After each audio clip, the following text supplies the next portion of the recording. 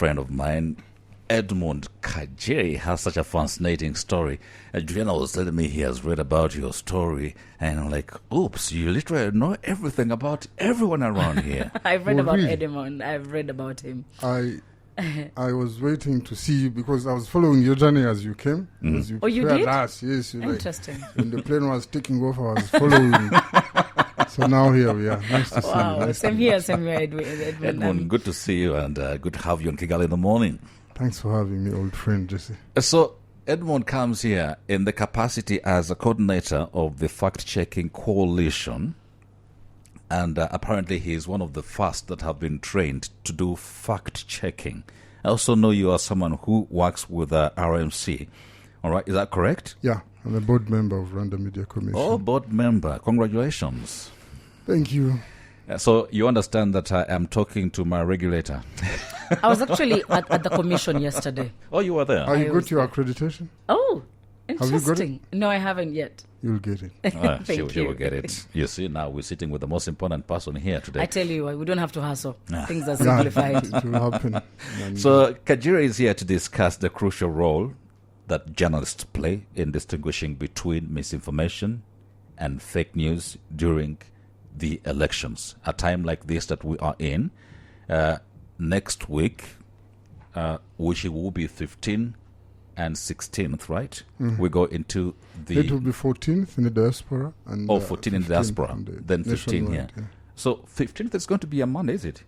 Yeah, it should be a Monday. Or Should be a it's not public Sunday. holiday, Let me right? check. Yeah, it's normally a public holiday. Oh, it will be a public holiday for us to go into the vote. Yeah, definitely. Remember to have your ID and your voter's card, and make sure you participate. This is your civic right to participate in the elections. Edmund, let's try to understand what is it that you're doing with fact-checking coalition. If you could just give us a preamble. So basically, fact-checking is an initiative that we undertook to make sure that people verify information before they consume it, to know what is right and what is wrong, what is misleading, and what is, fake. Sometimes there's fake news too. So basically, the coalition is a coming together of journalists and media houses to join efforts to start this initiative of checking information that we give the public, especially now in the internet era. We have a lot of stuff that is pumped out there.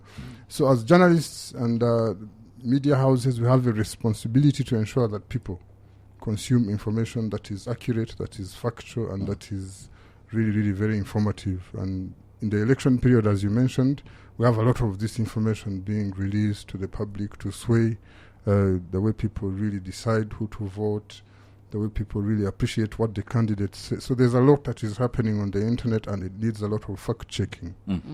We just might be naive. You might not even know why would someone have a reason to throw out fake information in a time like this. So, like, if you check on the internet now, there's a lot of YouTube videos. We have all these people attending campaign rallies. We have people trying to, build on the hype that is going on in the country around elections. So they create some content that will make people really click.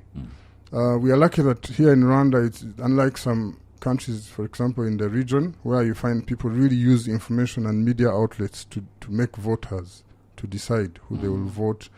And most times you'll find that they'll feed them with information, some of it that is true, but is enticing to the voter to decide who to vote. Some people will throw around figures of what they will do. Some people will mention projects. Some of this information really can be fact-checked, and you find that either they could be lying, or they could be, misleading the public, or they want to create some narrative around who to vote and who not to vote. It's not happening a lot here, but of course there's a lot of information we can check on the internet and social media platforms. And yeah, it's really very important during the election period. All right, so Edmund, what should listeners know about fake news? What do you do when you find out that an official made a false allegation, like achievements and so on and so forth? So I want to distinguish between fact-checking and criticism. These are two different things. Fact-checking is all about seeing if information that is being given to the public is true. And So what you do most, if it's a public official, you approach this person and talk to them and say, so there are a number of tools that we trained journalists with. Most of them are tech-based tools. They are digital tools, which they can use. Not just saying, "Oh, you lied here." No, we use some tools that we have that we train journalists with. I think on June 20th we had a training here, so we equip them with these tools so they can verify this information, and then they contact the source and say, "But you could have said this, and this is what we found out." So you give them alternative information that is more factual. I'll give you an example. For example, someone will say we had a crowd of 1 million people. But of course, you see the photos, you cannot count and say these are 1 million people. But in reality, if you think about 1 million people in one place, these are quite way too many people. So we have a tool that we use to estimate really the close number of people to know this is, you say this is 1 million people, but we found that these are 800,000 people. You see, the people are many. But there's a difference of 200,000. So it can be misleading. Yes. Yeah, it's a huge difference. For example, someone will say, "I'll build a project of this much," and then you will check and see where will this money come from. In reality, can we afford this project? And then you check all these things and you see what is in the budget, for example, because you find other alternative sources of information, and then you tell this person, you contact them, you have a discussion, you have a dialogue. Either this information can be rectified, can be put down, or in the next rally, if this person is about to talk about this project, now they will try to give the citizens accurate information without exaggerating, without misleading them or promising them, giving them false promises. But there's one who's actually supposed to pay bills for people, water bills. Jesse was talking about it this morning. Yeah, there's a presidential candidate who said that if you're elected into office, at least every home will be getting free 100 liters of water, and then they can only start paying after consuming the 100 liters of water. We're just trying to look into it, how factual is that? feasible it could be. It's not, if you really checked very well, you would find that this is not feasible, first of all, and it is not sustainable. But for the Muturage, they will take this information as factual, because during the election period, people tend to be excited. Whatever they hear, they take it as truth. But if you can go face these candidates and then you visit these promises and check them against reality or available data or available resources, and then you come to it's not a fight, fact checking, as I mentioned. So you agree, is this real?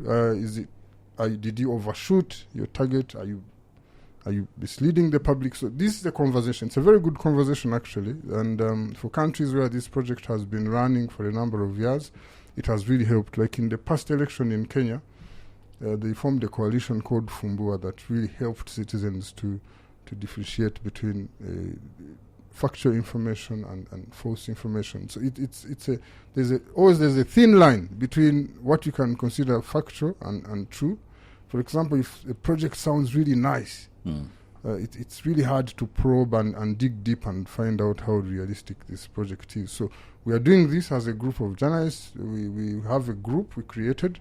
So we bring in links and say, how factual is this? Can we check against this? Can we check against that? So that's the importance. We are like the ombudsman of information. Yeah. So, Edmund, why did the Rwandan journalists come together to form this coalition? So as I mentioned, in some countries it has been running for a while. I underwent the training in 2017, so it took a while in between came COVID, so it took a while to create this platform. But eventually some of us went and met the people at Africa Check. We discussed what we can do together.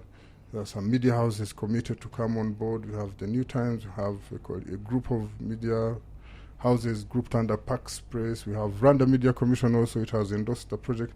So for now it's a start. We're starting with the election period.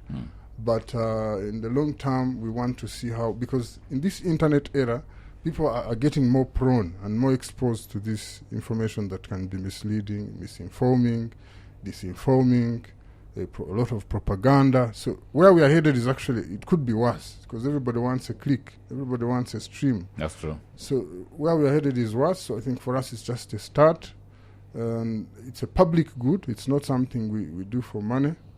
We just come in as the bridge between how people receive information and to ensure that the bad information does really get there. So going forward, we will get some support from Africa Check and Google News and other funders to see how we can set up a working platform that can really take this on, maybe create a website that talks about fact-checking, shares, debunk certain myth and certain information.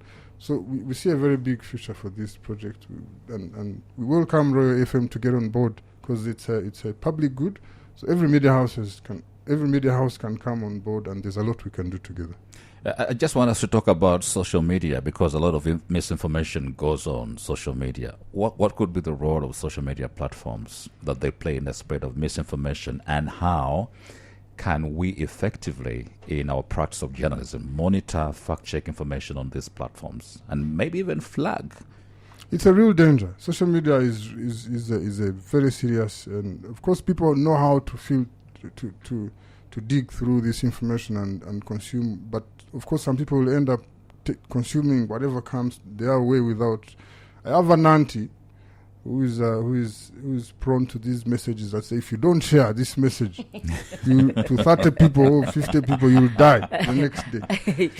So a certain epidemic broke out in a certain country, then she shares some scary photos and says, be careful, be careful. So it's a lot. On social media, there's a lot going on. And of course, we have, for example, in Rwanda's case, I think now you see these people outside the country, the people you can call the opposition or people in exile who don't really like the government here in Rwanda. They use this opportunity also to sway, to create a certain narrative also. So they release all sorts of videos, posts on social media. They don't care whether it's true or not, as long as they can really divert people's attention. So what happens is that once we get to the point where we can say people really now understand what is good, especially like on WhatsApp now, if you see in Twitter, there's a lot really going on right now. So we taught journalists how to create, I think you've seen community notes, like on Twitter, where people come and create a certain explanatory note on information that is not accurate, that is misleading. So we also work with Meta, Facebook, and you flag this information, you report it. So these tools are there, but people don't know them. So you create a community note saying this is false below the post. You might not remove it because it's freedom of speech and expression, but we will make people know this is false, this is wrong. So the tools are there, and all of us can really cross-check. Okay, so what happens, Edmund, after the elections? Does fact-checking end there? The elections are done next week, 15th. We are done with the elections.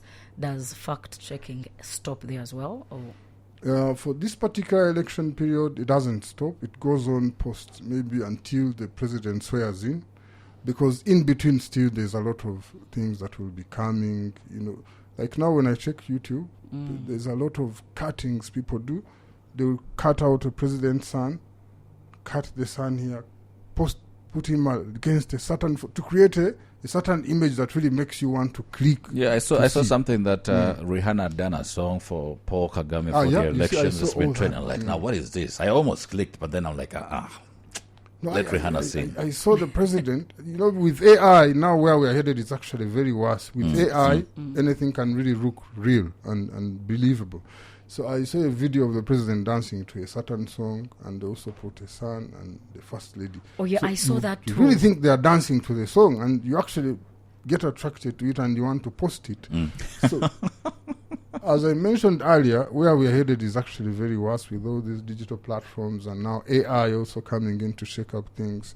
So we will stay the course. We'll continue identifying projects where we can come in to help Rwandans, differentiate between good information and bad information. This is Edmund Kajira speaking to us from Africa Check, sorting fact from fiction. Now they have the Rwanda episode, which will try to help us understand how to fact-check whatever information. I can predict if there were polls to be done about the elections, we can predict on who is likely to win by a landslide, but we cannot confirm that, okay? Now, listen, there will be a lot of talk after the elections. I can imagine There is already a lot of I talk. can imagine what the headlines are going to look like from across the globe. Prior to the campaigns to start, we had what they call Rwanda Classified.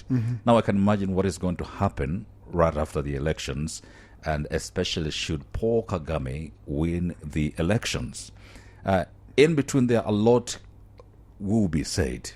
What would you want to emphasize for somebody to be careful for, even as they seek out information on what could be right and wrong on social media? Is it to just identify who is your source of information?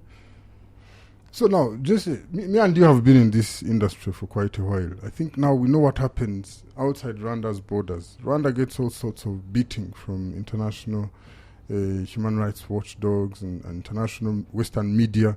So if you notice now during the election period, they are also now very active.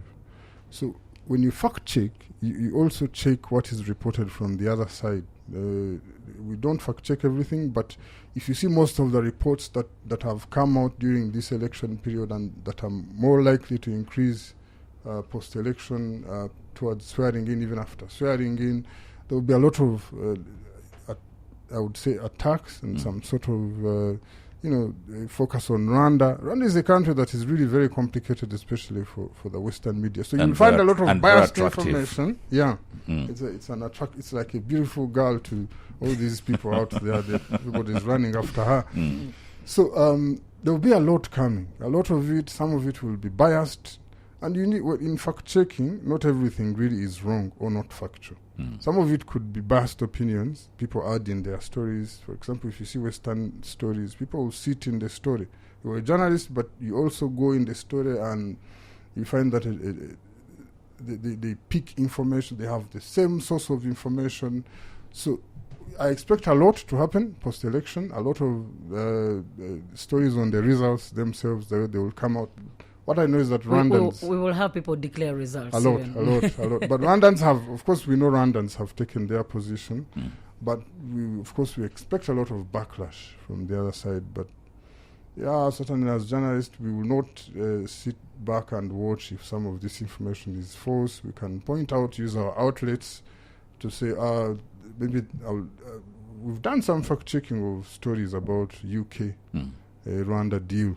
So you'd find some UK outlets really were picking a lot of things from the internet and putting them in their stories to create a narrative that Rwanda is not safe.